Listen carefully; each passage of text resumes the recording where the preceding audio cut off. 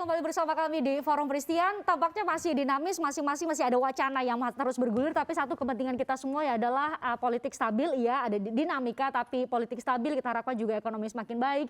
Kita makin kuat melawan pandemi COVID-19. Pak Arief, menurut Anda, tadi selain Anda tidak setuju pada pembatasan, Anda setuju pada pembatasan masa jabatan tapi 3 periode, Anda juga setuju pada pembatasan masa pencalonan.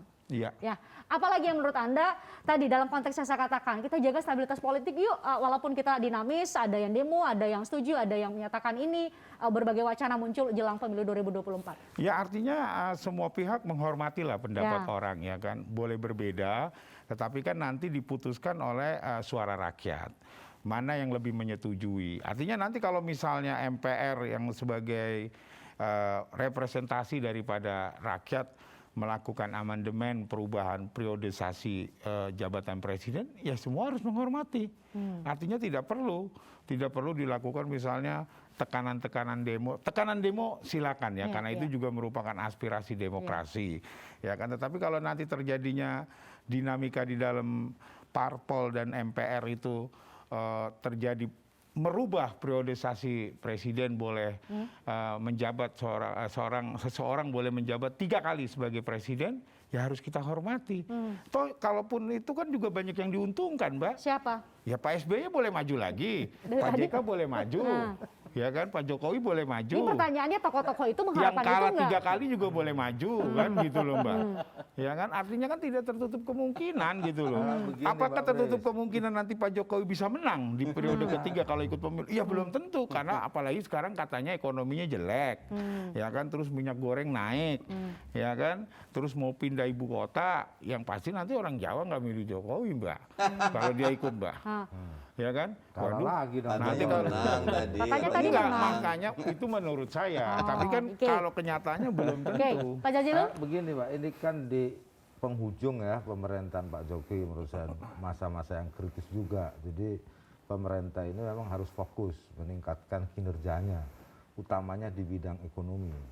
Karena tidak boleh sampai ini juga merembet pada krisis sosial dan krisis politik. Itu khawatirin kita. Nah, oleh sebab itu fokus pemerintah di situ saja sudah.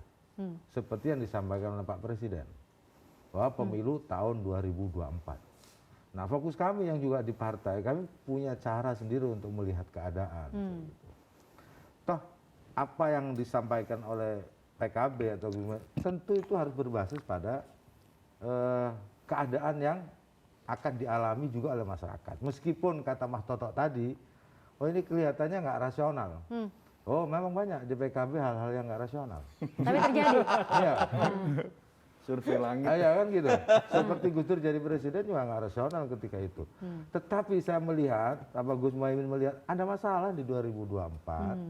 Nah oleh sebab itu, marilah kita sekarang pemerintah ini dan apalagi yang ada di partai koalisi ini membangun ekonomi secara kuat. Politik nanti kita lihat. Nanti kita lihat supaya tidak berimbas kepada masalah politik dan sosial. Saat ini Anda melihat masih dalam koridor yang saya katakan tadi stabil. Hari-hari ini. Iya. Menurut saya belum sepenuhnya untuk stabil kalau ekonomi, kalau harga minyak, kalau harga-harga di pasar masih menjadi masalah.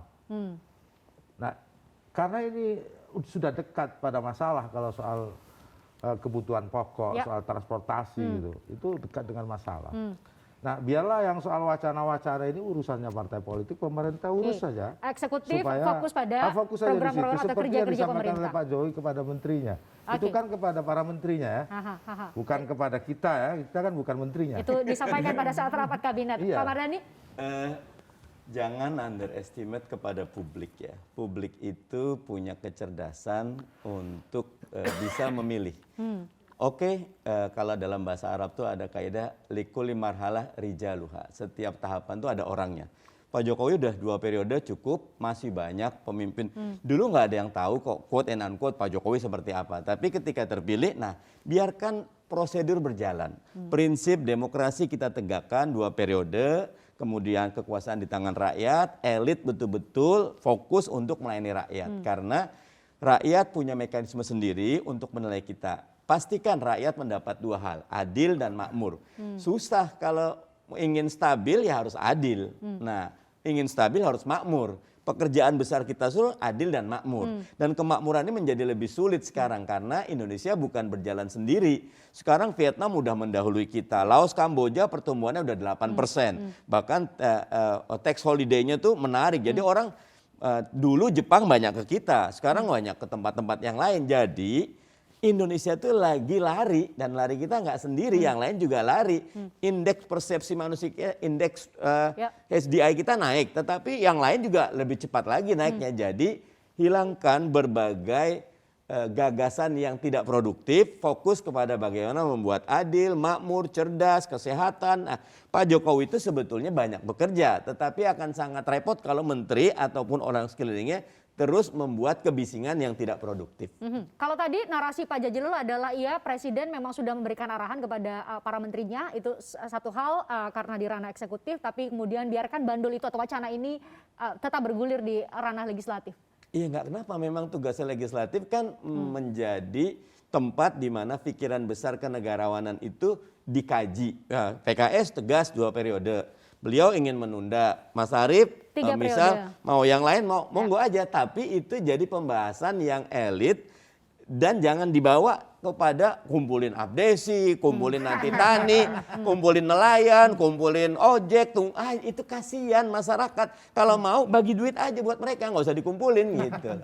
Nah, ini Mas Toto sampai kemudian ada dugaan ada pengerahan massa untuk bisa menggolkan wacana-wacana ini. Ini Anda melihat ini sampai ke titik yang sudah sangat mengganggu kekhawatiran kita adalah stabilitas pemerintahan, atau ini masih terukur, dan adakah cara lain untuk dalam arti mengakhiri polemik ini supaya sama-sama mari kita kembali fokus ke penanganan pandemi, kita 2024 bisa kembali lebih baik secara ekonomi dan berbagai aspek penyelenggaraan negara yang lain? Saya pikir satu contoh ya, bagaimana nafsu berkuasa, saya tidak tahu tapi siapa mastermind-nya, melalui pengorganisasian Abdesi terbukti menjadi blunder.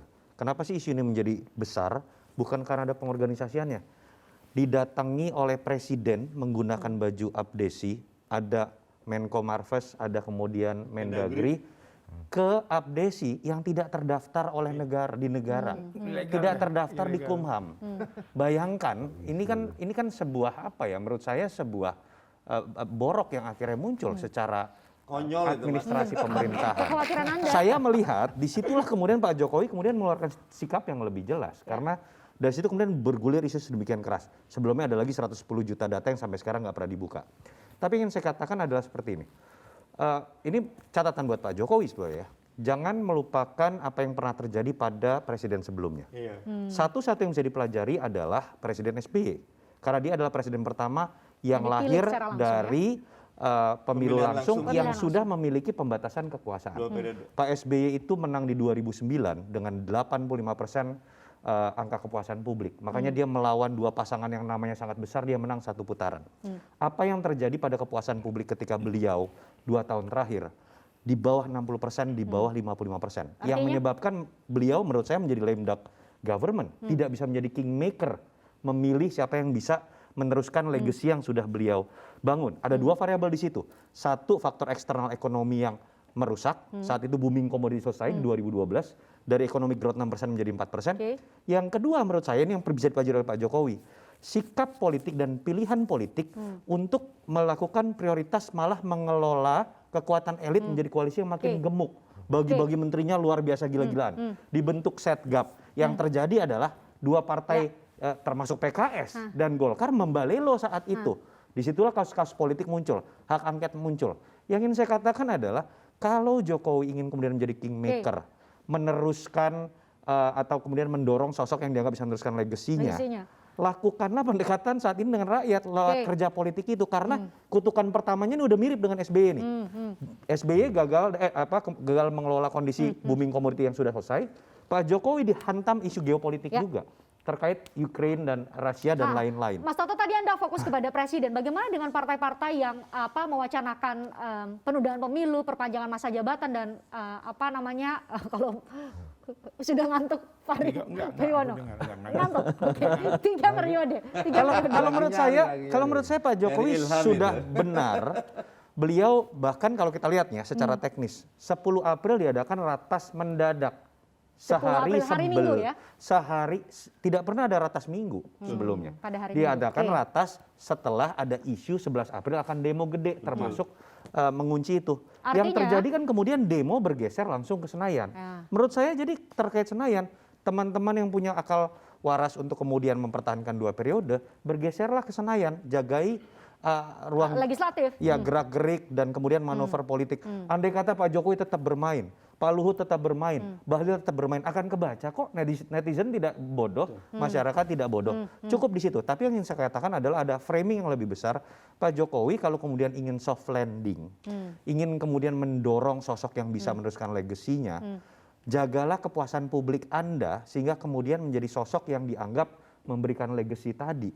Sehingga peluang partai Anda, penerus Anda untuk menang dan meneruskan legacy Anda, itu bisa terjadi.